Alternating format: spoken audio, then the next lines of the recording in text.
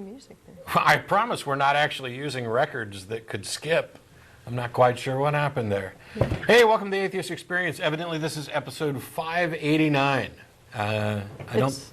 It's actually 598. But Did they typo that, or did I get it backwards? no, I think they typoed that.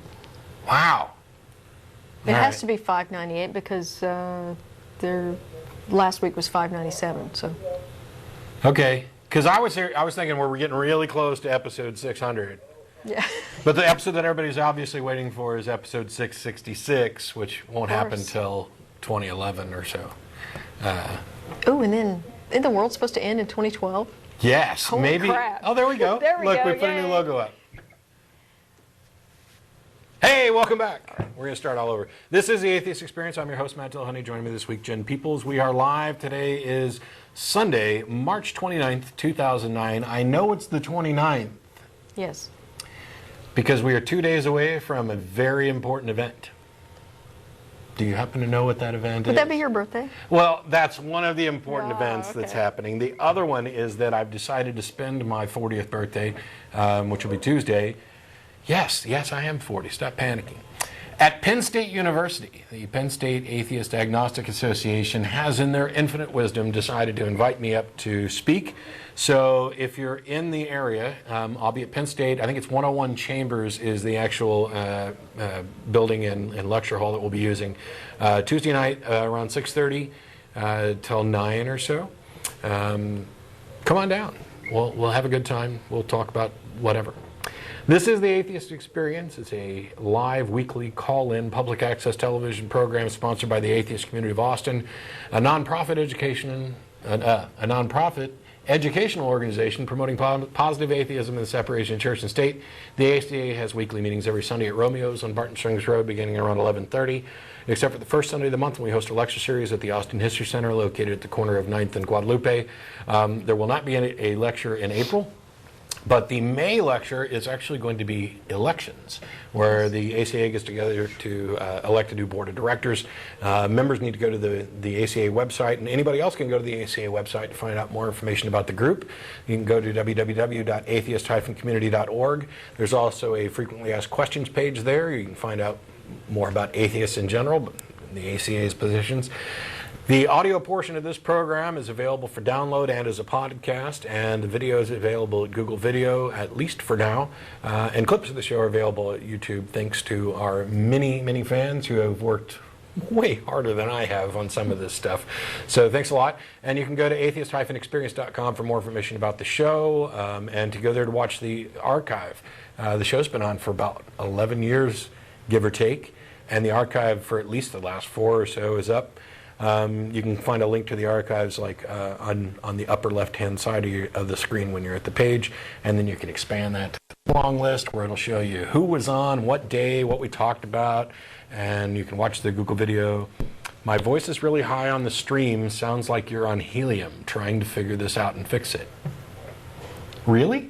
Yeah, apparently. That's awesome. And there are some people threatening to call and tell us that your voice sounds like helium. So if you're on the stream threatening to call and tell us that, please don't. We already know. Yeah, the producers are working on it. They're getting it fixed down. Well, just enjoy it as another goofy technological hiccup. So, in addition to this program, the ACA also sponsors a bi-weekly internet audio podcast called The Nonprofits. That's Prophets. You can go to nonprofitsradio.com for more information about that. We'll be live again this coming Saturday. It's hosted by Dennis LeBay, features myself, Russell Glasser, Schilling, occasionally Jeff D., Thad Engling, and I don't know, because I don't have my normal sheet, so we're just going to stop announcements right here, except for one thing. All right. After the program's over, everybody involved gets together and goes down for dinner at Threadgill's on Riverside. They'll have the address up on your screen. I think it's 501 West Riverside Drive because I see it every week. Any atheist or atheist-friendly person, it's 301. 301. Every week, yeah. and I still got it wrong. Thank you for correcting me. Any atheist or atheist-friendly person is welcome to come to this event and any of our other events. You don't have to be a member to attend, although membership does have its privileges, I guess. It does. If you're coming down to preach, proselytize, or provoke, please don't. We're going to put the phone number up shortly, and you can call in. Why are we here? Why do we do this? what's this show all about? Why would atheists need to get together to talk about anything or put on a show? Or are you trying to steal my religion? Are you trying to make me feel stupid? No. The big reason for the show, the big reason the organization exists is to provide atheists an outlet and to provide, to build an atheist community in the Austin area. Now the show's gone international, streaming over the web and everything, but the primary purpose is to raise the level of public debate, I hope, although we can't dictate who calls in or what they might say, and to kind of erase some of the misconceptions that people have about atheism, atheists, what they believe, what they believe. What we believe, what we don't believe, and actually, since I can only really speak for myself, since there's plenty of other atheists who believe all sorts of things I might not, boy, you're really just calling in to find out what I believe. And that's not why I want people to call in. I'd like you to call in to explain what you believe and why, because it's very possible that I might agree with you and believe some of the same things. And in the areas where we don't agree, I'd like to figure out why. What's the explanation for this? What evidence does somebody have or somebody not have? What presuppositions do they have? What reason is it that person A can believe something that person B finds absolutely preposterous and unwarranted? And why is it that person A can look at person B and say, oh, you're just a fool if you don't accept this particular, claim that we're making? So that's pretty much what the show's about. Cool. I'm winging it. I didn't bring any notes. I didn't bring a Bible. I didn't bring my FSM. I didn't even bring a pen to write with. So the phone number will be up and we can call in soon. But I think, are we ready to show a video clip? Okay, we're going to actually show a clip because I want to talk about this. Look, there's a little Windowsy thingy. Yeah. They're working it. Yep. There's a representative in the House of Representatives from Illinois who is on the House Climate Change Committee, and he made the statement that we're going to show you in this video.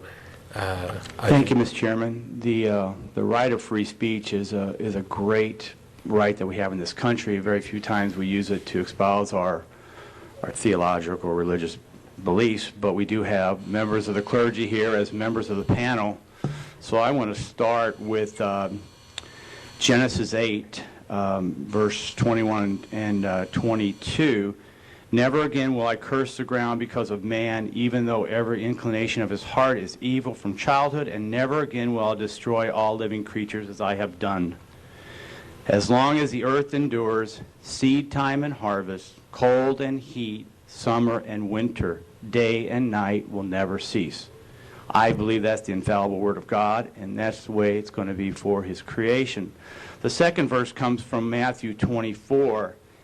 And He will send His angels with a loud trumpet call, and they will gather His elect from the four winds, from one end of the heavens to the other. The earth will end only when God declares it's time to be over. Man will not destroy this earth. This earth will not be destroyed by a flood. And I appreciate having panelists here who are men of faith, and we can get into the theological discourse of that position. But I do believe God's Word is infallible, unchanging, perfect. Two other issues, Mr. Chairman. Today we have about 388 parts per million in the atmosphere. I think in the age of the dinosaurs, where we had most flora and fauna, we were probably at 4,000 parts per million. There is a theological debate that this is a carbon-starved planet, not too much carbon. And the cost of a cap and trade on the poor is now being discovered. These miners lost their jobs through the last, and Mr. Chairman, we talked about this job loss. I've got an IDNR report, Illinois Department of Natural Resources, that points to 4 mines that were closed specifically because of the Clean Air Act amendments in 1990. I'm going to share those with you later because we did have that discussion, and I do appreciate that. Appreciate the hearing, and I look forward to the questions. Thank you, Mr. Chairman. Let me get back on my show, please.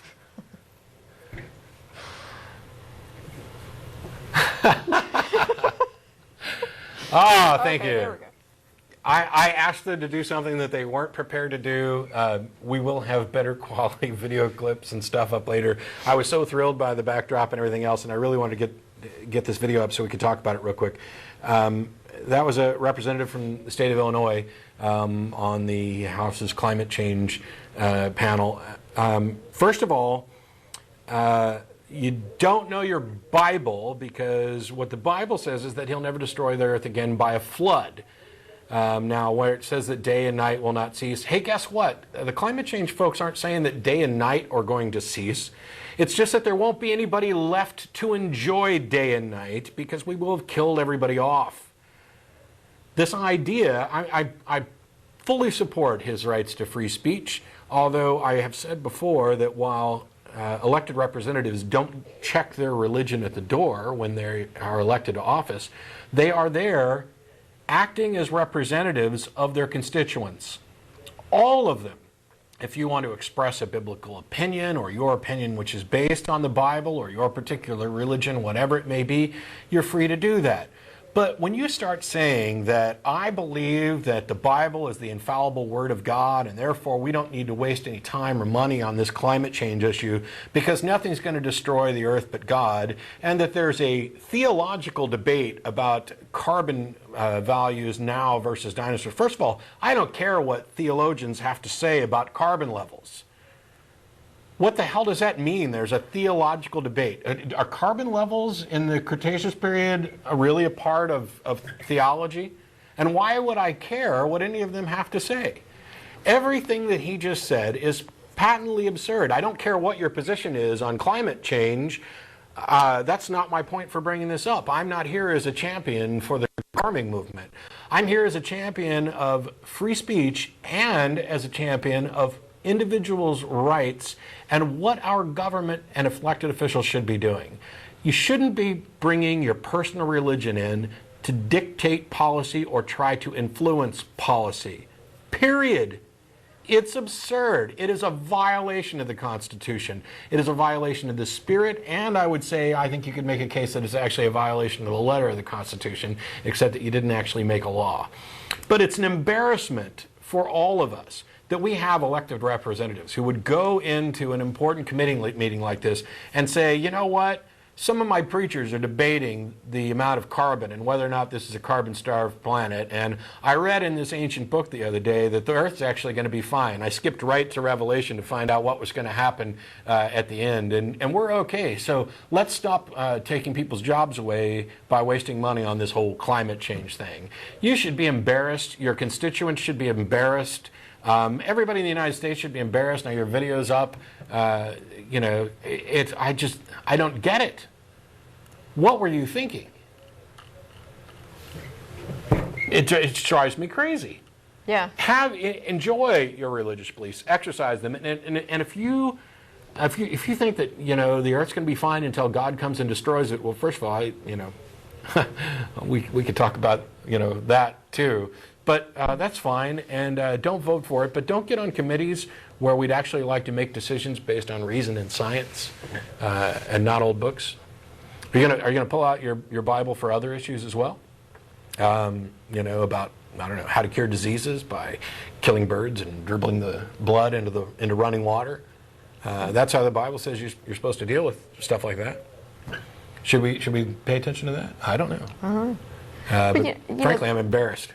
Some of this comes back to this argument that, and in fact, we just got an email from a guy that's proposing this, that if you don't know an answer, that you're justified in making something up, because the actual answer and whatever they made up is, the odds are 50-50, right? No, they're not 50-50. And we know this, and this is we usually get this in the context of, well, you say there's no God, which we don't necessarily say, and some people say it's possible. So it's 50-50. No, it's not 50-50. And the reason it's not 50-50 is because I've looked for a God. Matt's looked for a God. We looked in all the places that we should find a God, if there were, in fact, a God. And we didn't find one. What we found was things that look exactly as they should if there's no God at all.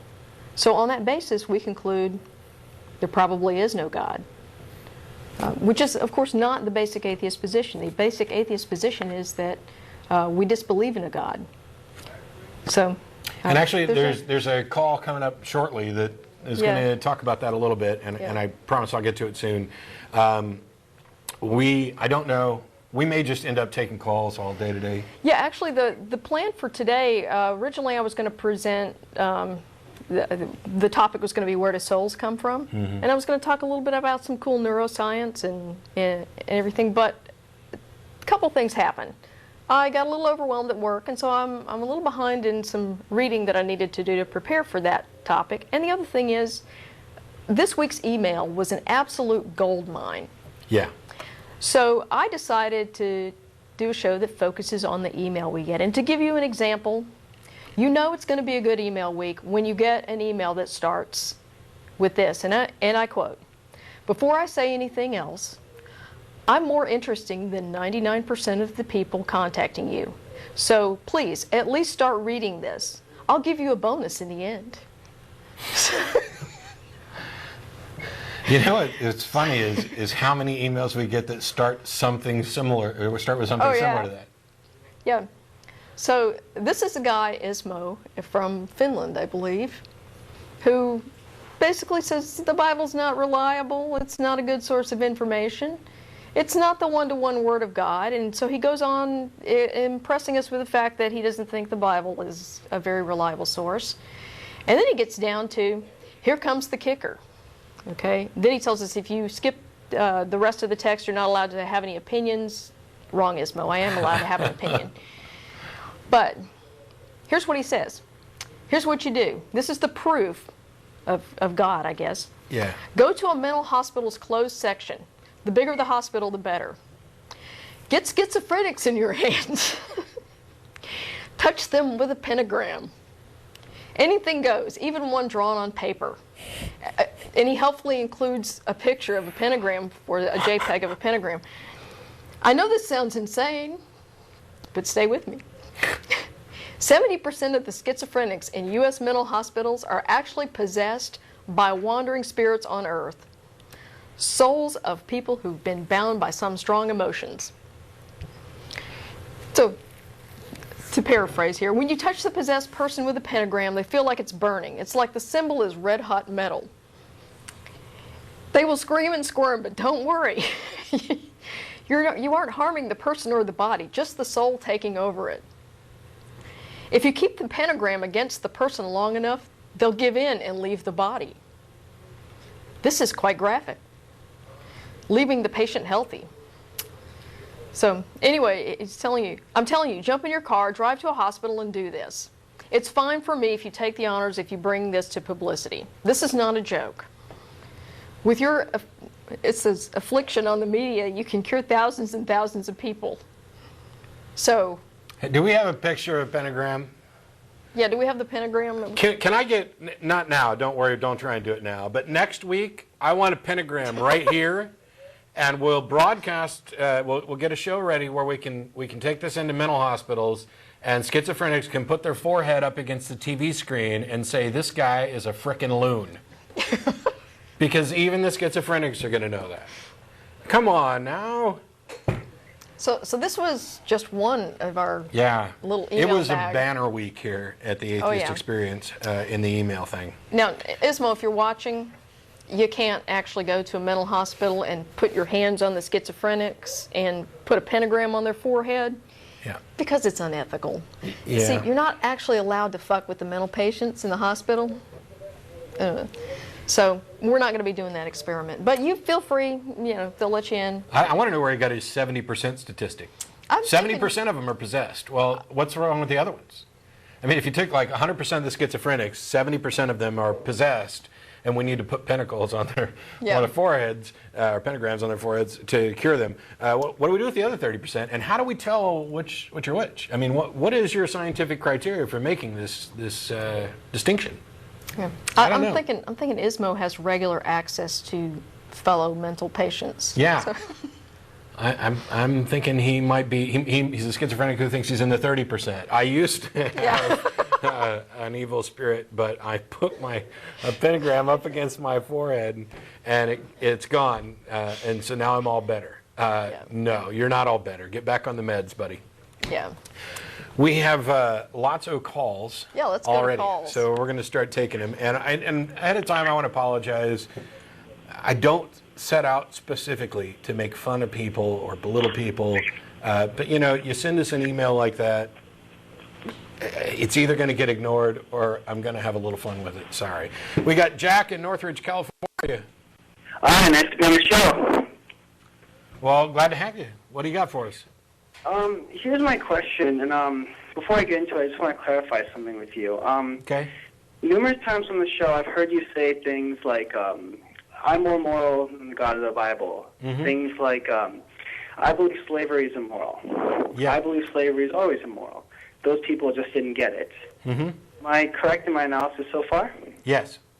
Okay. Well, the thing I'm trying to argue right now isn't that I think one commonality we have between us is I don't believe we get our morals from the Bible. Do you agree? I definitely agree. I agree. I don't get my morals from the Bible. Yes. Okay.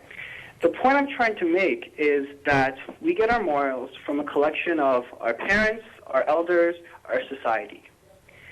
Now, when you say things like, I'm more moral than the morals of the Bible, essentially what you're saying is the morality that I've inherited from my parents, my culture, my area, this time period, is superior to that of the morality 2,000 years ago. Yes. Okay, well, here's the one thing I want to say. Morality isn't, morality of one society, in my opinion, I'll later defend this, is not better. One society's morality is not better than another society's morality. They're just different. The morals that people have between societies are based on the knowledge, culture, and environment, and the conclusions people make about these numerous senses are what derive people's morality. And I can, really quickly, if I may, read a quote from Abraham Lincoln. Sure. Abraham Lincoln was, at least the way we think of him, one of the greatest civil rights pushers and one of the greatest people for African Americans. Here's a quote about Abraham Lincoln. I will say then that I am not, nor have ever been in favor of bringing about in any way the social and political equality of the white and black races. That I am not, nor ever have been in favor of making voters or juniors of Negroes, nor the quality of them to hold office, nor to intermarry with white people. And I will say in addition to this, that there is a physical difference between the white and black races, which I believe will forbid the two races living together on terms of social and political equality. It goes on a little bit further. Yeah, and I've heard the quote, and on that point, I'm better than Abraham Lincoln, too. The point I'm trying to make isn't that we're better than Abraham Lincoln. The point I'm trying to make is that the society and the conclusion that Abraham Lincoln made at the time made sense. No. At that time, African Americans were uneducated. They were basically deported, and I'm not saying this is on the fault of the African Americans. I'm saying that they were uneducated. They weren't given a lot of skills because law forbid them to learn.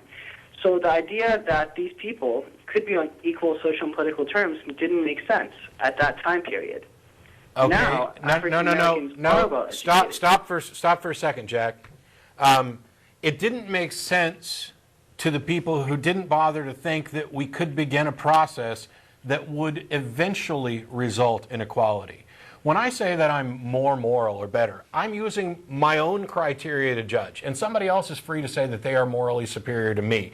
However, when we actually get down to brass tacks and we talk about what our moral systems accomplish, what the goals are, what practical realities what things we value, and what the result of our beliefs are, I can demonstrate that based on whatever criteria I am using to define better, mine is better.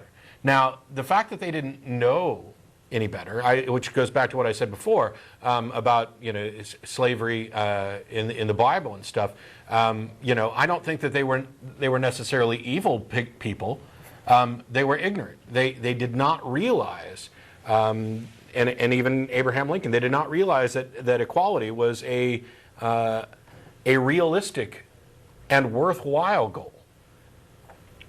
Yeah, but it sounds like the way you're saying it is that society that as society progresses, morality improves. And I think that's true. I think that's true. I think we But can. I disagree with that because I believe that morality just evolves. It just changes. And there's not, and you think there's nothing, no improvement, that people don't benefit, that there isn't with regard. Here's what I've used as an example in the past, and I have Dennis to thank for this, because people have asked if I believe in an absolute, moral absolutes, and the answer is both yes and no. And it depends on how you want to look at this. What Dennis raised that I've used before is this idea that for any given situation, there's a finite number of actions that one could take. And these actions have different consequences. Some consequences are going to be better for the individual. Some consequences are going to be better for the group than others. And while you can't say that this action is necessarily the best action, or we may not have enough information to determine that, you can determine that some actions are better than others. And it's not just a matter of anything goes. It's a matter of saying what are our goals? What is it that we value? And if you value the health of the individual, the health of the society, and freedom, if those are the things that you value, then my morals are better for reaching those goals than the morals of Abraham Lincoln or the authors of the Bible. That's what I'm saying. Well, yeah, but I understand what you're saying, and I understand that you're saying, okay, well, can we say that, like, based on the criteria we have now, would equality have been a better thing? And by today's standards, I agree that we believe equality is better. But let's do you believe today's standards are better? Well, that's the thing. Okay, maybe today's standards are better, but for example, like, do you believe that eating meat is immoral? Sorry? Do you believe eating meat is immoral? No. No. There's other people who are raised in the same society as you that believe eating meat is immoral. I know there are. Now, and they believe that they're morally superior on that issue. Okay, but are they?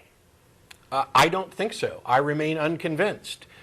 And it's because when we get down to defining what we value and why, there's a difference there. Okay, but the point is that to say that every single person believes they're morally superior. I don't know that that's necessarily true, but in general, people probably think that their morals are correct or more correct than people who don't share them.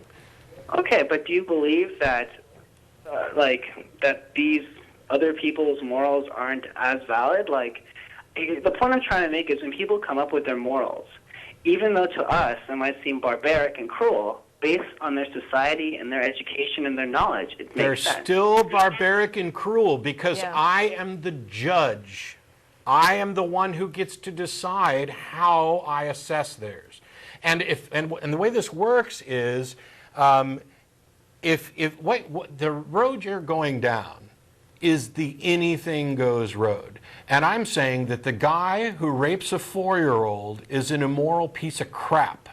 And it doesn't matter if he thinks that it's his immoral imperative or that it's his God-given right or duty. He's a piece of crap. And what happens is I get together all the people who agree with me, and we impose punishments against that based on that thing that we value.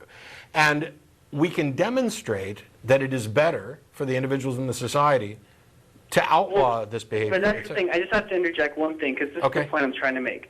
For our society, based on us, a 12-year-old girl marrying a 40-year-old man is wrong. It's detrimental to that of the individual.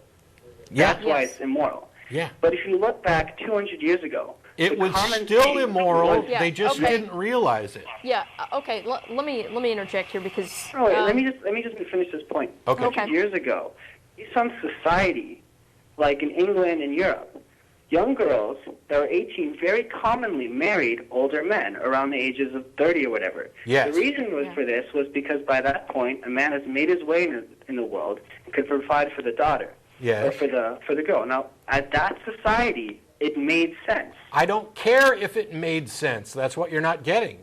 You're Well, talking, you're comparing. Jack, stop. You're talking about a practical application. You're talking about a situation where there was something that was more valuable. And I would say, while there are people who would disagree, if I'm stuck on a desert island and I am the last known survivor of the human race, then I have some obligation in my mind to continue it. Would I go ahead and force myself upon a sexually viable but immature woman? Is that then moral? Just because it's a necessity? Just because it furthers a goal that even the girl would agree is a good thing? Well, based on our standards, I would say no. I would. And our standards are the only ones that matter. Well, so the only standards for morality that matter are your own? Are mine. Yeah. But isn't that the same thing that essentially Christians use when they're trying to impose their morals on other people in society? Yeah. Yeah, that is. So isn't it wrong? No. Really? So when Christians are protesting that gays shouldn't get married, They are acting within their own moral system, and they are right within that. However, they are also conflicted in the sense that we have to go back to the values things, and I'm going to let Jen answer in just a second. Yeah. When we go back to what we value, the things that I value are demonstrably better for me as an individual and for our society than the things that these gay bashers value.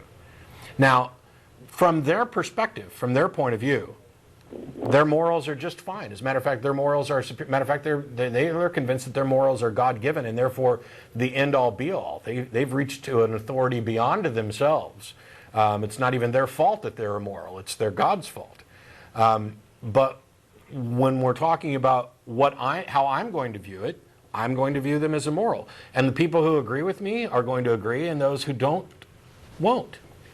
And how we resolve this is one of the biggest and eternal struggles of existence. When is it okay to impose your views upon somebody else? When is it okay to interfere in some other society, some other government, some other culture, some other religion? And it's been a long road, and I don't think we're anywhere near resolving all that. But one of the common answers is when their rights exceed the boundary, when their actions and their morals exceed the boundaries of themselves, because we have to share space. So my rights end where yours begin. Well, yeah, but when the issue, I understand what you're saying, and it makes sense. The only issue I have is when you say that the people of 2,000 years were immoral based on the standards I have today. Yeah. It doesn't really say anything to me. All it tells me is that, well, based on my morals, like I believe that, like, you know how in Thailand they eat monkeys, and part of it is like they chop off its skull and eat the brain while it's still alive. For me, I think that's immoral. Actually, I think that's an urban legend. Is it? Well, let's say for the sake of argument, it's true. Yeah, it is. Yeah. Okay. Well, But for the sake of argument, let's say it happened, and you think they're immoral. Fine, I'd agree. Yeah, but the point is, when I say they're immoral for this, that doesn't really say anything other than my morals are different from theirs. Yep. Okay. All right. Well. Do you not think that your morals are better? Why are you hanging on to them if you don't think they're better? I believe that based on the circumstances of my society, my culture, they're better. I believe that Do you think it was ever right to own another human being as property and to be allowed to beat them? Do you think that was ever right? I believe that in the circumstances of back then, like the only reason America was able to prosper was because we held on to slavery for so long. I didn't ask that. I didn't ask if it was beneficial. I'll tell you right now, slavery is enormously beneficial to the slave masters. Hey, guess what? If I'm the dictator, a dictatorship's an enormously beneficial thing. Is it right? Well, that's the thing when you're talking about history like that. I mean, was massacring like the 100 million so Indians in America, right? Well, no, we would say it's wrong, but if we didn't do that, history wouldn't turn out the way it did. It did. Oh my gosh! Okay, Go ahead, Jen. Yeah. Okay. I want to talk a little bit about you're going back to Christian morality and these guys putting their own, morality out there, asserting it as better than secular morality. So I want to talk a little bit about why that's problematic from my perspective. Okay. One of the things that we know about how people develop the ability to make these moral judgments is that it's a process. And it's a process that people go through starting when they're very young, and it continues throughout their whole life. Okay? And the ability to move from one stage of morality to the next is dependent on having your morality at that stage that you're in challenged by something. So as children move through the various stages of morality, which incidentally coincides with their brain development and other cognitive milestones, what we see is that they acquire the ability to make better moral judgments. So when you're talking about things evolve, they don't actually evolve in that respect. We just get better because we practice this more. So moral judgment is very much about practicing how you do this. The problem with these fundamentalists who want to use the Bible as their ultimate standard of morality is that they're basing it on a Bronze Age text. And if you look, there's a guy named Lawrence Kohlberg who did some research on moral development. He developed 6 stages of morality, or of moral development. Okay? If you look that up and you go through those 6 stages of morality, what you find is that most primitive cultures stall out at about stage 3 or so. There are 6 stages. They only get to about stage 3, if that. Most of them stall out at about stage 2. And that's because there's very little in those primitive cultures to challenge stage 2 or stage 3 morality. So there's no possibility for them to develop beyond that. So why would we want to base our present day morality on a culture that couldn't get past stage 2 or 3? I mean, that's the problem with theistic morality. I completely agree with you that it doesn't make sense to base morals today on a society that existed 2,000 years ago. And that's why I can claim that my morality is superior to theirs, because I believe that I am beyond stage 3. Well, what do you believe where do you think you get your morality? I said that we get our morality from our society. Do you agree with that? Yes. I mean, yes and no. Okay.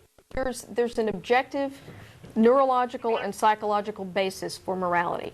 Humans are hardwired to develop moral judgment because we are a social species. Yeah. Well, yeah, that's true. Part of it's evolution. People that had the evolutionary need to go and punch people in the face all the time didn't reproduce as much, and those violent, aggressive genes didn't get passed on. Well, I mean, we could get into a whole discussion about that, but there's actually chemicals, neurotransmitters, that are responsible for a lot of this behavior. But all that aside, we're hardwired to work these things out, to not be in constant conflict with each other. Yeah. So that's one thing. But then we do have, it's partly culture, it's partly the way you're raised. And then it's practice. So environmental. So let's say from parents, society, environment, let's just say you get some of your, if not most, of your morals from that setting, correct? I would say, and I have a slightly different take on this. I don't want to overplay or underplay societal aspects or evolutionary aspects, and I realize they play into what I value.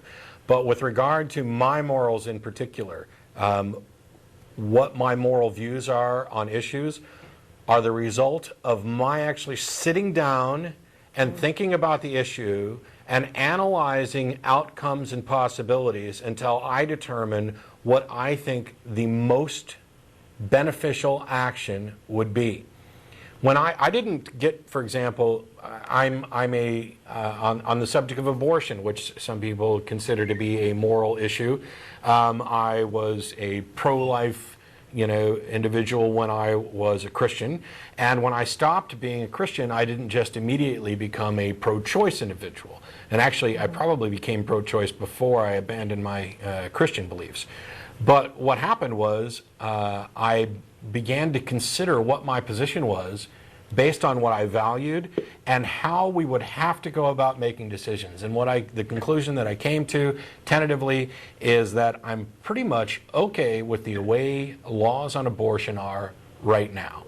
That that while a 2-day fertilized egg is not anything that I'm going to lose any sleep over if it's removed, and a 1 week or 2 week or 3 week, there does come some point at which the fetus is viable on its own, and at which point I have a moral objection to killing it. It happens around the time of brain development for me, which happens to coincide with the second, third trimester cutoff line where we put it. Yeah. And while I recognize that there's no easy, hard, fast, set in stone answer on any of this, I'm pretty much okay with it.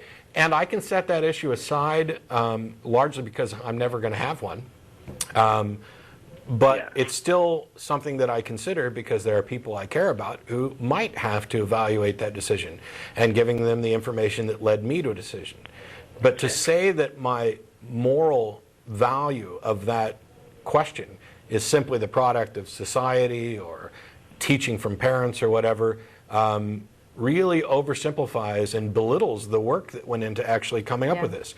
Not in a simple sense, because I think there was a lot of work involved in everybody getting from stage 2 and 3 Bronze Age ideas up to the stage 5, stage 6 ideas that we have now.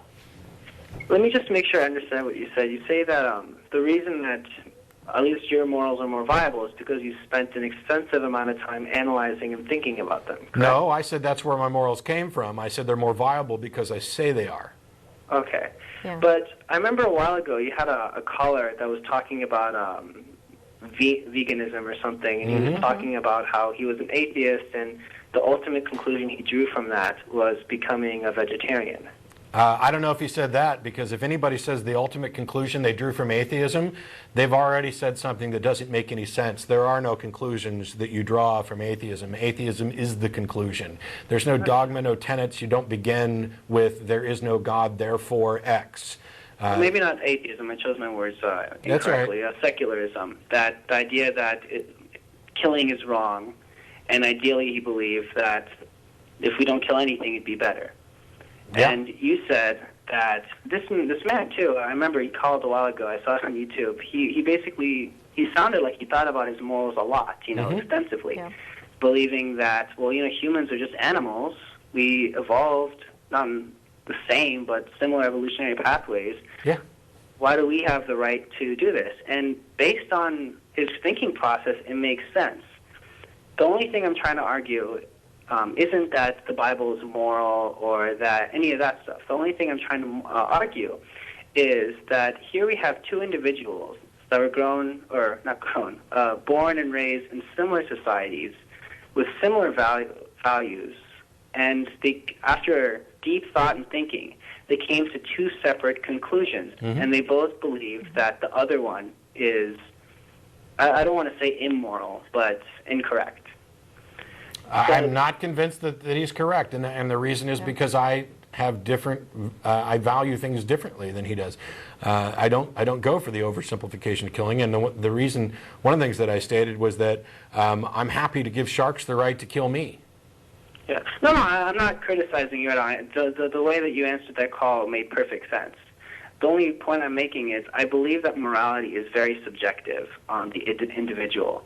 So when someone says, I'm more moral, I believe that's an incorrect statement, because how can it possibly be incorrect? Because how can it possibly be incorrect if it's subjective?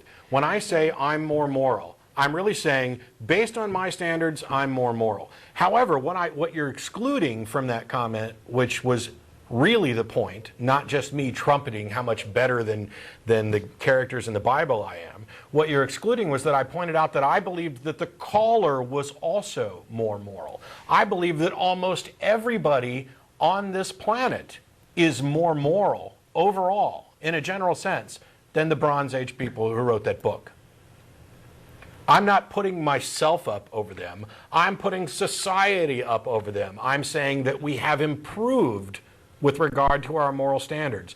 That while some people used to think it was okay to own people as property and to beat them as long as they didn't die within a day or two, we now realize, hey, they're people too, and if we're going to say that we have these rights, what reason do we have to deny them those rights?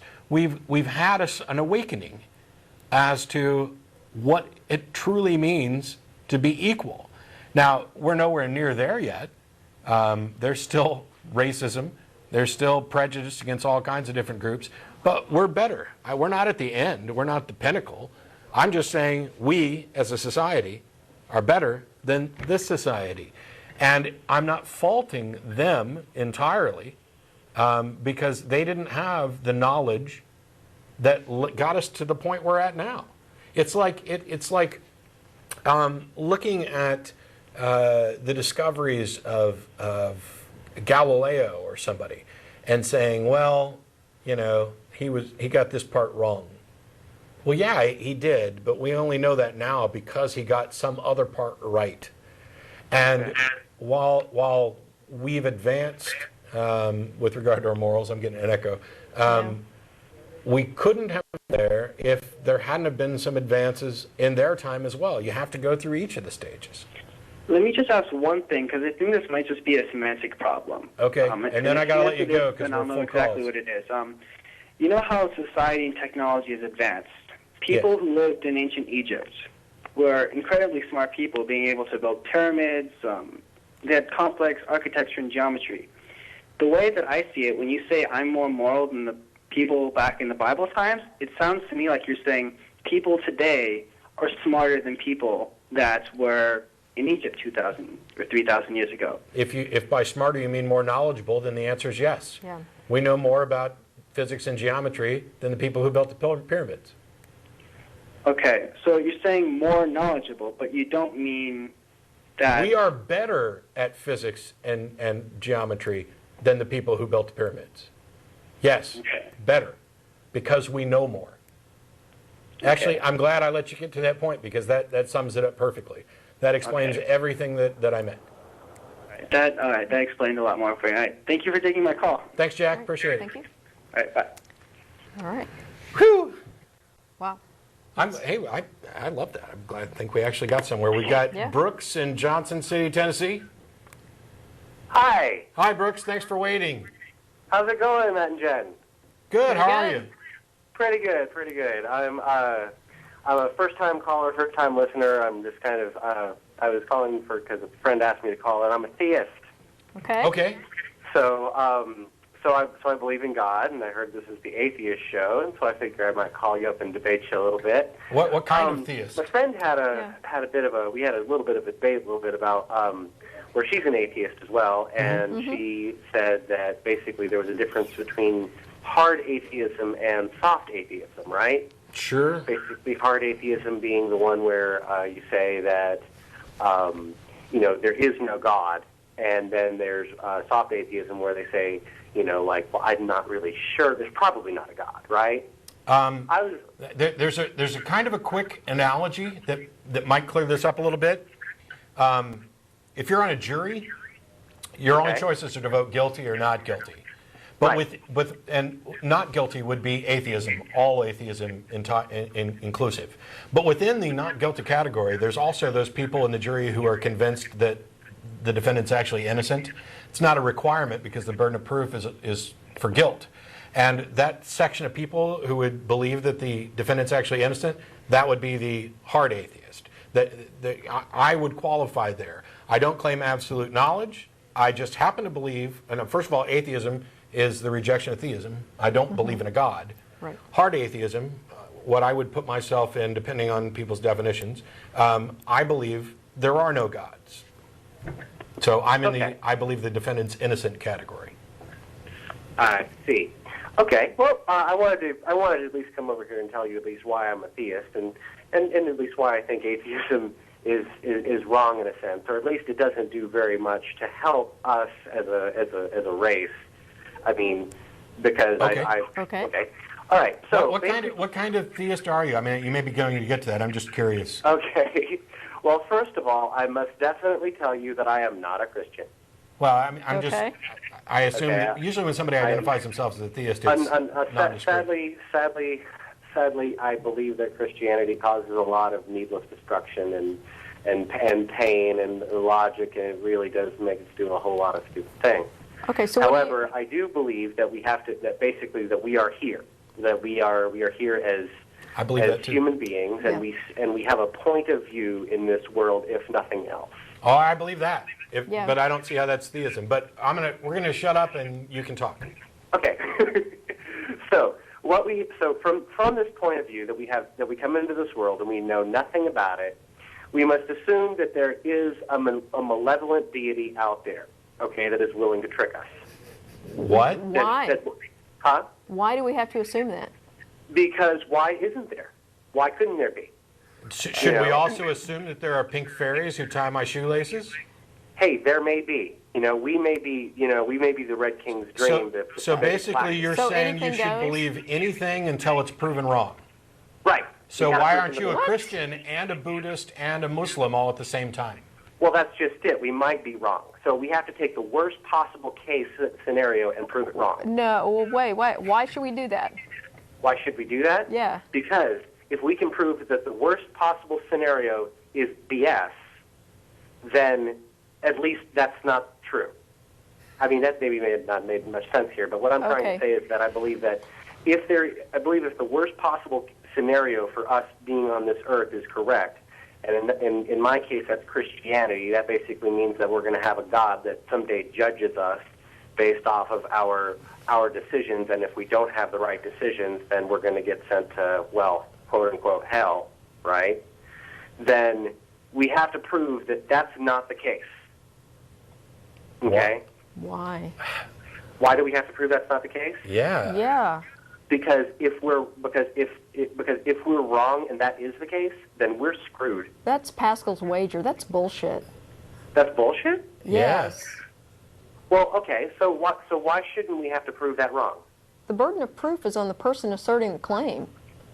Right. Well, it's the person asserting the claim, but the thing about it is they could be right because we don't really know, do we? Well, then it's up to them to prove that they're right. Okay, then I'm going to tell you right now that there is a malevolent deity that put us all here, and no matter what you do or what you think, he's going to hang you upside down by your testicles for eternity and poke you with hot sticks. It doesn't matter. You can't get out of it. I can't get out of it. You need to prove. Well, the only way out of it is to send me a check for $1 million. Now you need to assume that since that's the worst case scenario, that it's true. So you should have to prove that wrong, right? Okay, and normally I guess according to a normal thing I would ask you, well, what makes you so right? And so but you don't think that's right. So no. That's the perfect question.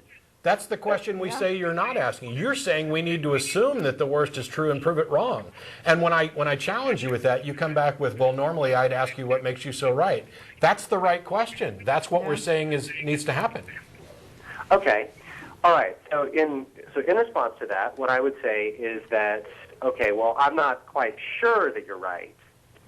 So what I'll do is I'll just basically observe. I'll assume something and then ask you questions to that. Like, so for example, I'll say, I believe that there is a deity because I believe that there's a limit to the amount of experiences that I have. Okay, I've experienced everything in my life that I believe to be good. I believe to be bad.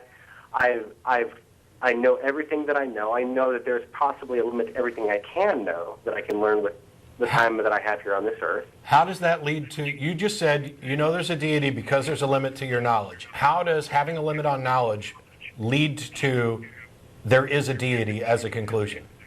Okay, because there is a limit to my knowledge, there is something just beyond it. No. That's Are there things that you don't know?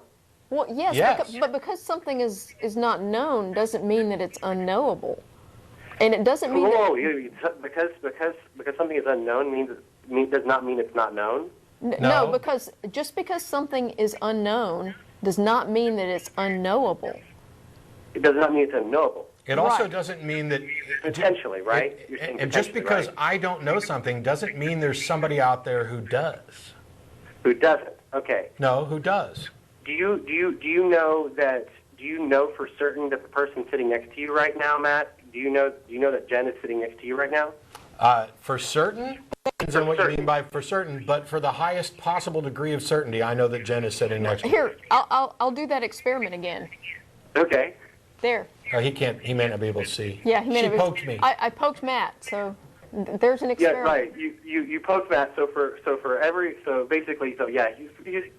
basically Matt's probably there. So but the thing about it is that may be an illusion. It could be. It could be. You might be wrong. Yep. But you know, if our senses are an illusion, if everything we see, if we're just a brain in a vat, Then we're in big trouble. well, exactly. And the thing is, we have no basis for even having this conversation.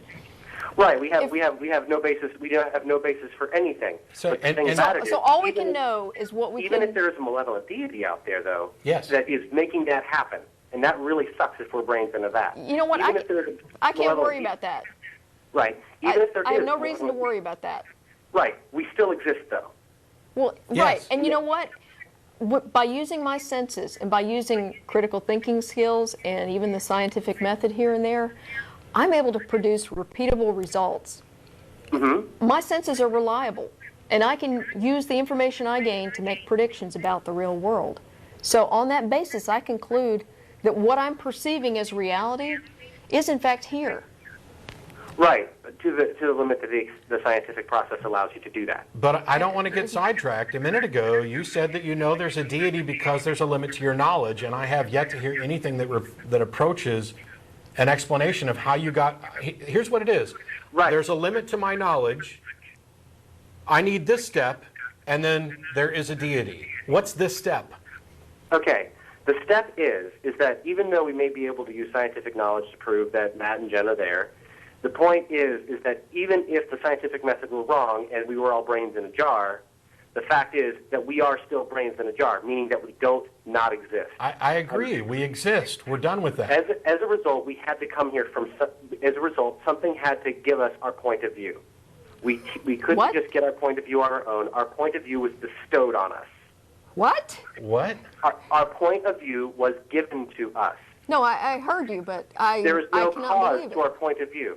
There's no first cause to our point of view. I'm talking about the first cause argument. I don't even. I'm not able to grok what you're saying. Something Okay. must have given us our point of view. All right. We were basically what goes on is that there's a first cause to all this. Basically, I could say that my point of view came from being born, right? My parents had sex. But then at the same time, there's a first cause to things because we live. By we point live of in- view, are you just saying existence with different words? I'm saying that basically at some point something had to give us our point of view, and that even if we were being completely deceived from, if we were being completely deceived by a malevolent deity, that malevolent deity cannot tell us that we don't exist. That is why there's a God. It No. sounds Because like something- it sounds something like happened- you're saying that at some point you became a conscious entity, and Right. whether it happened in a vat or whether it happened as a result of your parents, at some point there had to be some I first. had to be willed into existence. No. No. What makes you think people are willed into existence? Because I don't know how they would get there otherwise. Oh, so it's a big argument from ignorance. You can't think of any other way. You can't think of Brooks. Hang It's an on. argument for okay. It's an You're argument- saying you're okay. saying that because you can't think of anything other than people being willed into existence, therefore people were willed into existence. Well, I mean, the thing about it is I have to, is that by the time we get off this call, we've got to know. Because if we die not knowing, What? then, I mean, I'm Then basically guess what I'm what? trying to say. Guess is what, I'm trying Brooks? to- If we this is die right. without knowing, then we've died without knowing. Okay, but at the same time, See- if we sit there and sit on our thumbs and say that we don't know and we never ever will know and that anything is possibly true, then we're not really getting anywhere either. I agree. Wait, I stop. absolutely agree. Go ahead, Jim. I got to break in here. This is what I was talking about before. Just because you don't know something doesn't mean you're justified in making something up. Okay? So, and that's all you're doing. You're saying, hey, I don't know how this happened, so I'm going to believe something that I think is comfortable for me. So Comfortable for you, right? For you, comfortable for you. I don't have these supernatural beliefs. I'm Oh, yeah. comfortable not knowing things, and Right. I'm not sitting on my hands, trying to figure out, what excuse I can make up for why I don't know things or something. Right. But Jen, but I think you'll agree with me when you say that basically by being comfortable, it means that you've answered all the questions that need answering for you, right? No, it means that, I'm an engineer, and I deal with uncertainty in everything I do. People think that engineers know stuff, and really we know stuff within certain error bounds, okay? Yeah, So, we know the limit of our knowledge. okay, I can quantify my uncertainty. And once I do that, that becomes another piece of information that informs my decisions. Okay? Right. It's not something uncomfortable. And you know what? I believe that we live in a vast universe that has no purpose at all. Mm-hmm. And I'm comfortable with that. Okay. That Good. But here's and it doesn't mean that I'm sitting on my hands not pursuing knowledge about things. Here's the thing, actually, two quick things, Brooks. One, the knowledge that we have is the result of people who were dissatisfied with the answers that you accept. Mm-hmm. Okay? The other thing is that you are in a position where you're uncomfortable not knowing, and you're desperately afraid of dying without knowing. What's the explanation for all of this? And so you have convinced yourself that you have some answer, that there must be a God. And in actuality, what you've accepted is a non-answer. Well, Give me just a second more. The God explanation, I put that in scare quotes, is not an explanation. It has no explanatory power. It doesn't give us any better understanding. If you can take your explanation for how to explain consciousness, if you can take your explanation and sub in it's magic or I don't know, and your status of knowledge has not changed, then the answer is useless. And I don't care whether you call it a God in the theist sense or Jehovah. Okay. You don't have an answer. You don't even, you have a non-answer. You have a pacifier that keeps you from actually looking for the answer. Okay. Now I'm going to speak to Jen. Okay. Because Jen's an engineer, and you talked about talking about quantifying what you don't know, right? Right. Well, in this sense, what I would do is I would take all the things that are beyond the limit. I would think of the greatest thing I can possibly imagine, and in my sense, those are the three attributes of omnipotence, omniscience, and omnipresence. The only reason that I choose those three is because I can't imagine anything that would be greater than that. Okay. Okay, and and basically being somebody that tries to quantify what I don't know, I stick a label on that, and I call it God. And so whenever I want to, basically, I do that as a placeholder because I believe that's valuable to me. So you have evidence that there is something out there that is omnipotent, omniscient, and what was the other Omnipresent. one? Not only that, but controls all of our actions. Really? So Really? you're just a puppet and Controls you have all of evidence our for actions. this? Yeah. Do I have Really? proof of this? No, Yeah. evidence. You don't have to prove it. Just provide evidence. A Oh, piece of- okay. a data point. Do I have proof of this? No, evidence. Okay. All right. Basically, I take it as I throw my pencil against the wall. Okay. Okay, and I use that to prove that I have free will. All right. Now, I may be going off track, and I have a feeling that somebody's getting ready to shoot me down here. Is anybody getting ready to shoot me down? Well, you just said that this thing controls all of your actions, so maybe it made you throw the pencil up against the wall Yeah. to trick yourself into thinking that you had free will. Right, and I know I'm a horrible arguer here. I really suck, but I'm also saying that I'm needing to prove that I have free will by throwing a pencil against the wall. Where in essence, basically, I needed to prove at that specific second that I had free will, and thus I wasn't really free to not throw the pencil against the wall at that moment. You haven't proved a thing, but Yeah. anyway, get to the point. So I haven't proved a thing. Okay, so anyway, basically what I'm trying to say is that because basically there is a need because I have to justify a perspective from a first cause, and because I am limited my knowledge, I basically am using the label of God as saying that there are all things that are possible out there, and that there must be a deity somewhere that has complete control over everything we do, and thus there is no evil. Why? Huh? Why would you say that? Why must there be Because this? if evil really existed, if there was anything that the thing that was omnipotent, omniscient, and omnipresent didn't want to happen, it would not happen.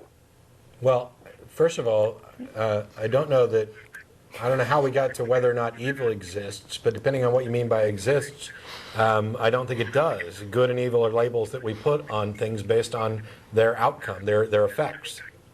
Right, but you basically call yourself atheists, meaning that there is no God, and I'm trying to say that there is a God based off of the... Yeah, based off of what? Yeah. Based off the fact that we have a limit to our knowledge and there's something beyond Sure, I agree. We have a limit to our knowledge. What makes you think that there's something that doesn't have a limit to its knowledge? Something that doesn't have a limit to its knowledge. Omniscient. You believe in something that's all-knowing. You say, I have a limit to my knowledge, and therefore there must be something that doesn't have a limit to its knowledge. And I say, what's the justification for this besides I really hope it's true? Besides that, I really hope that it's true. You have no reason to think that something is omniscient. I have no reason to think there's something that is omniscient. Because it's the same reason that it's the same reason why I put an infinity symbol on numbers. I don't know what the highest number is, but at the same time, I put a symbol there. There isn't a highest number. Yeah. But we do use a symbol for it. We use the concept of infinity. The symbol isn't therefore, for... I'm using the concept of God the to talk symbol, about these things. The symbol is not for the highest number. The symbol is for there is no highest number. The symbol is for the concept of infinity. Sure. Yeah. Right, and that's the same way that I'm using the concept of God to talk about all these things. There is no actual infinity. Just like there is no actual God. Amen. Exactly. Thank you, Brooks. All right. The fact that you have a concept of something doesn't mean it exists. The fact that A is better than B is better than C doesn't mean that there's something better than A. The fact that your knowledge has a limit doesn't mean that there's something out there that has unlimited knowledge. Now, if you could draw an actual logical argument that demonstrates this, I'd be happy to. But whenever asked, you just say, I have limits on my knowledge, and therefore there must be something that doesn't. That's your argument. Well, okay, all right. So let me see if I can demonstrate. So basically, I mean, I can't ask you guys to tell us where human life came from, or where life came from, or where the start of the universe came from, right? You guys, you don't know, right? I don't know. Yeah. I don't personally. Well, we have really good scientific explanations for what's probably happened. Yeah, we know what we have, we have a really good idea of what possibly happened. But Sure. The thing about it is, and I ask and here's the question: if you and maybe this is where you guys are coming from, and this is all right. If you had the option to, and this is where we're probably going to generate the semantics that we're both going to be right. But if there's something that stops you from going any further and from refining your idea of what happened at the beginning of time. The fact that I don't have a time machine? Yeah. Well, like I'm talking about, like when we get back to the Big Bang and everything like that, we talk about the Planck era and all that kind of stuff. I assume you guys know what that stuff is. Yes. Right? Yes. Yeah. And so all we can do is we can kind of try to figure out what goes on there, and we can't get any better resolution on it because we honestly don't know. There's a limit to what we can do with that. Yeah, and you're saying that there's somebody who does know. And I'm saying that with us, with human beings, it's impossible for us to know, but there must be something out there that did happen. Yes, I agree. Something happened. Something happened, Yes. but that's not what you're saying. You're saying that it's impossible for us humans to know, but there must be something out there that does know. Right. How do you make that declaration? I assume So you assume there's a God. That's your argument. You assume there is a God. And there is a God. And my only response to that is, I don't operate on those kinds of assumptions, and I don't see why anybody would.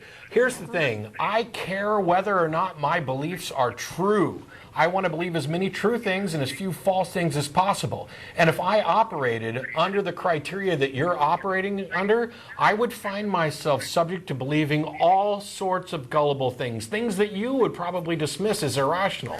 And yet, Right, and yet you're I'm scared as comfortable hell of doing that. this. I know it can happen. And yet, why do you make an exception for this one belief that you have? Because I have to know. Well, But you don't know. congratulations, Brooks. You still don't know. You just fooled yourself into thinking that you know. Right, but Oh, okay. responsibly doing with the best I can possibly do, and given that I am. I think you can sober, do better. I am doing the best I can do. I want a little bit more. I think you can do better, and I think the fact that you want more is great. Now go out and get more, and stop just assuming that you have an answer. But at a certain point, I find that my human efforts are inadequate. Yeah. And so I must trust in something. Trust That is the yourself. most Trust. naked explanation I can do to get more. What is it that Because I you're know- trusting in? What is it that you're trusting in? My explanation that God is omnipotent, omniscient, and omnipresent. So it's a big security blanket. And that those things, there is a collection of all of those things in this dimension, whatever you want to call it. You've just described a security blanket. Yeah. A security blanket, like faith. Yeah. Yeah. Well, that's so. So what I do, and I mean, okay, I'll call it a security blanket. Okay. So what I do with that security blanket is I use that to quiet all the fears that I have. Yeah. Yeah. Regarding these other people that come out and say that if I don't believe in, if I don't go genuflect, if I don't go to church on Sunday, then I'm going to for all eternity. I use that to prove them wrong, and in the end, that's all that I really use that faith for, to disprove people that would threaten me with that knowledge. Dude, I think that's the most honest response anybody's ever given. Yeah, I have to have that faith so that I can use it to defend myself against people that would threaten me with it. And actually, I'd like you to get to the point where you don't have to have the security blanket, because the people who are threatening you don't have any evidence on their side. They haven't met their burden of proof. By all rational standards, they are delusional, and they have bought into something that is poisoning their mind, and it's nothing to actually be afraid of. What you should be afraid of is what these people do when they get in power here and now to affect our lives, not what they threaten you with after you're dead. When you're dead, you're dead. Right. But the thing about it is that they, is that, and this is disrespectfully where I differ with atheism again, is that if I don't acknowledge, is basically, because I think I would say that the position of atheism is completely disregarding their point of view because it's wrong. Completely disregarding whose point of view? The theist point of view, the ones that would get in power and try to tell you that God is a certain way, and thus we need to make laws to carry out God's will. I'm disregarding a good chunk of their point of view, Right. because it's wrong. Mm-hmm. Don't you Right. don't you think we should disregard and oppose I things think- that are I wrong think- and unsupported by evidence? I think we should, but we have to fight. But and while we like to think that we have the moral high ground, I remember your last call, you were talking a lot about morality. Yeah. Is that we have to have a moral high? Is that we have to have a moral high ground in the sense we can't just assume that we have the moral high ground and choose not to fight them on their beliefs. We have to be on their level, and that means we have to believe in a God in order to No, we challenge don't. No, we don't. I don't have to be on their level. I don't have to believe in a God to let the world know that the Pope is an ignorant idiot when he says that condoms make the AIDS crisis worse. I know, it's horrible. It's I really don't. horrible. I don't have to believe in a God to let the world know that the representative from Illinois is a moron for walking in and reading from Genesis to say we don't need to worry about climate change. I don't agree. have to believe in a God to let people know that people like Fred Phelps, who want to run around picketing funerals, are just evil pricks who deserve no consideration, and we should stop giving them television coverage. I do not have to sink to their level to do that. What this idea is, this is a product of the culture that we live in right now, where everything needs seemingly to be dumbed down. Everybody needs to get down to this level. Screw that. I want to bring them up to the level. I want to bring them up. Why on earth would you want to get down and crawl around in the mud with people who are eating it when you could pull them out of the mud, wash them off, and give them a sandwich? Because they think that we're the ones crawling around in the mud. And they're that's wrong. that's where you actually have to do some And work. in reality, we don't know if we're the ones crawling around in the mud or if they are. No, but what No, we do know is that they're wrong. Yeah.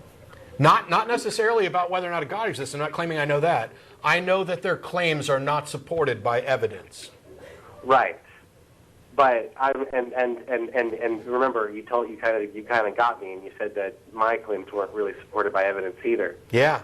But at the same time, I can definitely say that, you know, to the best of my I guess ability and my best of my knowledge, I can't be proven wrong on this. Just as You're it's, right. You know, prove that I can't It's be. not our burden to prove you wrong. You're right. It's your burden to demonstrate that you've got some evidence to back up your claims. You know how many Yeah. beliefs you could possibly have where you could just say, you can't prove me wrong, and therefore I'm going to stick with it? Do you realize that that's the basis for everything in cryptozoology? That that's the basis behind any alien UFO abduction thing, the reptilian conspiracy, every conspiracy theory, it's all on the you can't prove I'm wrong, so I'm going to cling to it. Let it go. Yeah, it's ridiculous. But a lot of it is, you know, and we can well, Hey, I guess Brooks, I guess we can't really prove that. Yeah. I appreciate the call, but we've had 2 calls, and we got like 14 minutes left in the show, so I'm going to let you go so we can get to some of Thank the you others. guys so much. Thanks a lot for calling, Thank Brooks. you. I appreciate it. Bye-bye. As a reminder, after the show's over, we get together for dinner at Threadgill's on Riverside Drive. There's the link that they've been probably begging for me to put up for a long time. Any atheist or atheist-friendly person is welcome to come down and join us. I don't know what the heck they're doing in there with all the graphics. We can't get a video right, but we're going to play with screensavers. So, Yeah. hey, I'm enjoying it. We're going to try and take some more calls, and gosh, I apologize to the people who are getting through now, but hopefully we can kind of make these a little quicker, and I'm going to let Jen talk more. So we got Brad in Atlanta. How you doing? I'm doing good. How are you? Good. I was just reading up last night, found some stuff I thought was kind of interesting. I'm not really sure what I would be. I had to class myself what I believed in, but I did happen to look up what the origin of the universe would have to be, and it was a little weird because someone told me about the oscillating universe. You ever heard about that? Yeah. Okay, yeah. And, I thought that sounded pretty interesting. It sounded good, but then I looked, and I was like, well, you know what? There's not enough matter for it to happen. It's an open universe, so we can actually prove it's closed. So that doesn't work. And the only way that matter could actually create itself would be a quantum fluctuation.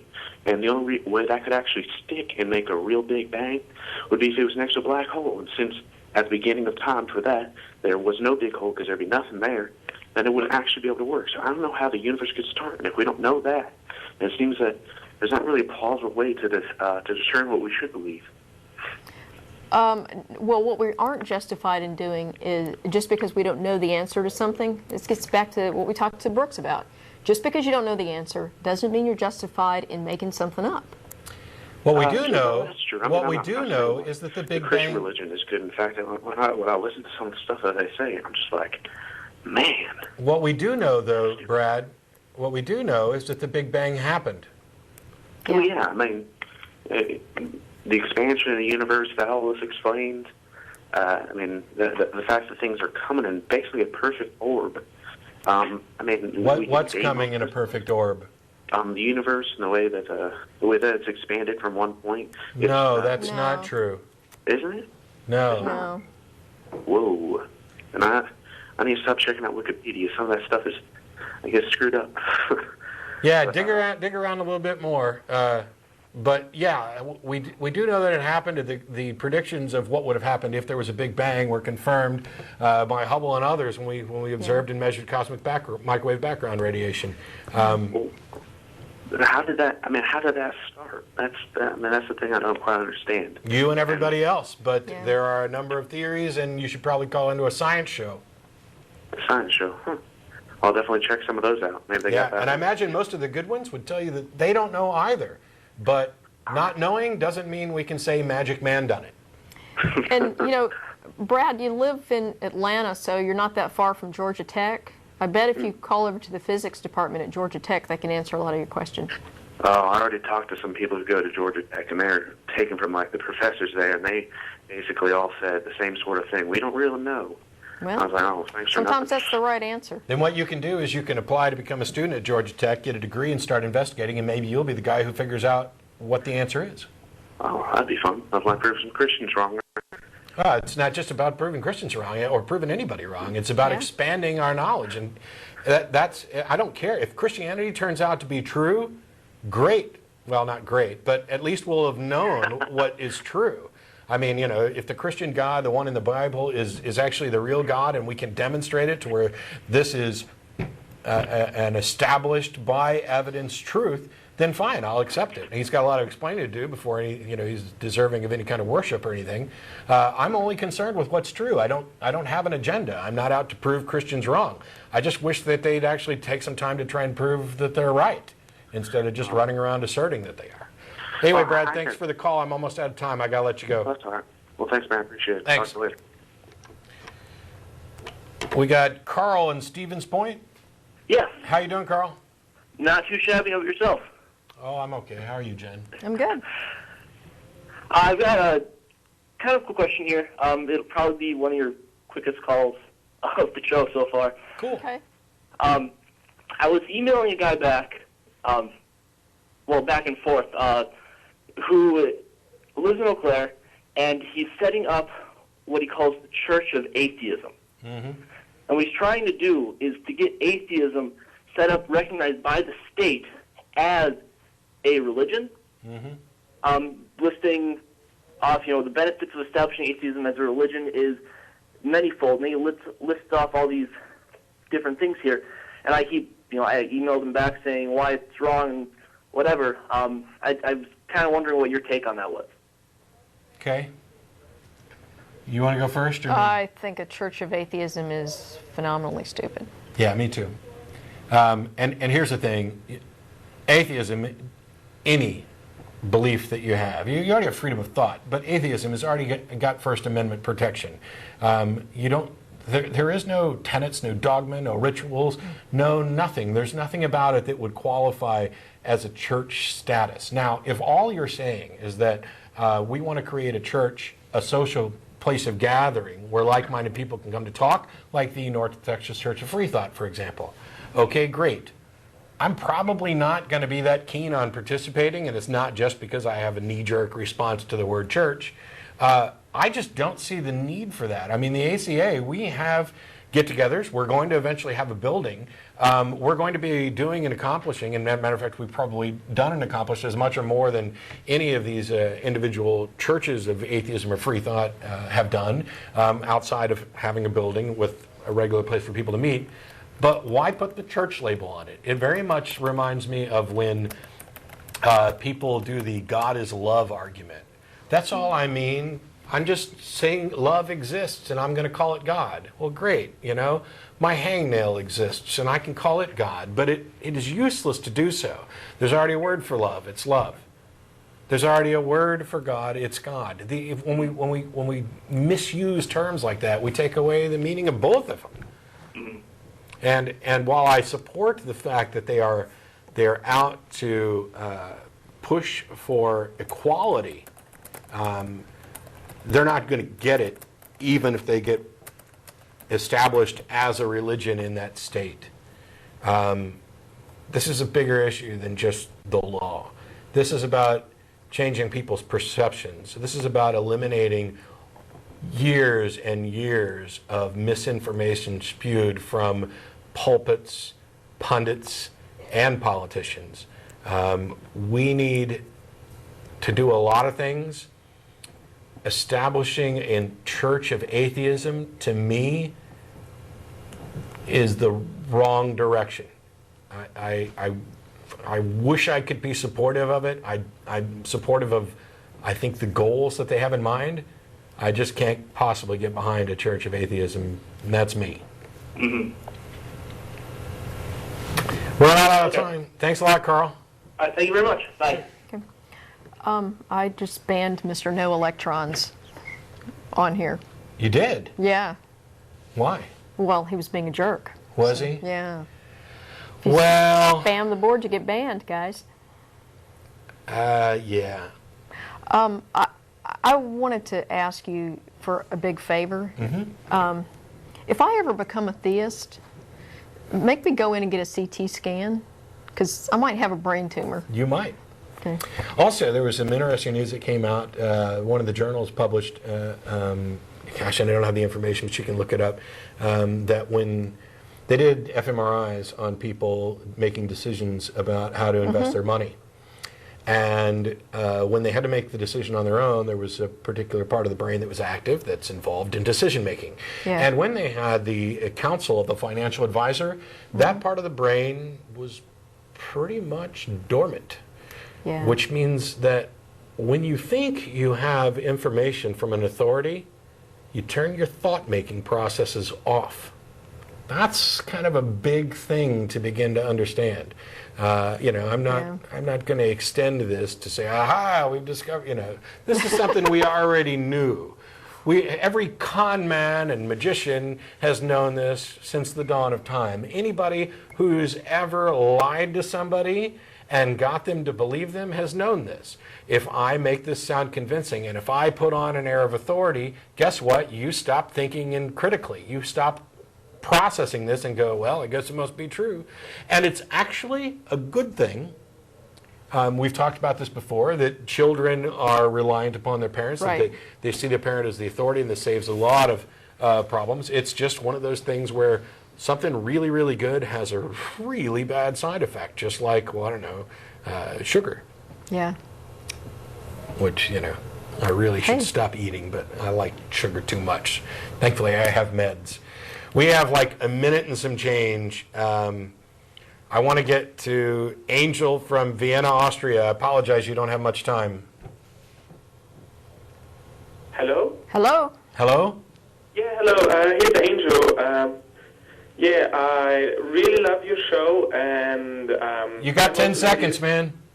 Yeah, okay. I was just wanted to give you some evidence for angels because I exist. Oh, okay. Oh, thank you. And I also wanted to ask the question how to discern between having a delusion and actually seeing something, but I guess I don't have time for that. You don't have time, but we'll try and hit it real quickly. And if you're watching on the stream, we'll stay on to hit that after we go off the air. Okay. Thanks, Angel. To everybody watching, we appreciate it. We will probably be messing around with backdrops and stuff more because the guys in the booth, hey, show yourselves, gang. They get bored. They're tired of listening to us in there. But anyway, they're just going to show the monitors. They're waving. Aw. This has been the Atheist Experience. We are out of time. We'll be back again next week. Actually, Russell will be here next week. I won't be. No. I will be. Sorry. Yeah, you'll be It's not here. my week off. Yeah. You can join us down at Threadgills, Riverside Drive. Any atheist or atheist-friendly person, come on down. We'll see you then. Bye.